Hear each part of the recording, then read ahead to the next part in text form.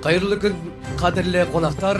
Мемлекет басшысы Қасым-Жомарт Кемелұлы Тоқаев келешек мектептерді бұл ауыл аймақтардағы апатты және 3 ауысымды мектептердің мәселесін түпкілікті шешуге бағытталған ұлттық жоба. Бұл жобаның аясында 2025 жылға дейін 800 мың бала заманауи мектепте білім алу тиіс деп айтқан болатын. Осы мақсатта биылғы жылы ауданымызда 300 және 600 орындық мектептер пайдалануға берілгелі тұр. Жаңа мектептің ашылу салтанатына қош келдіңіздер. Міне сондай керемет ниет шалғайдағы самға да жетіп жатыр.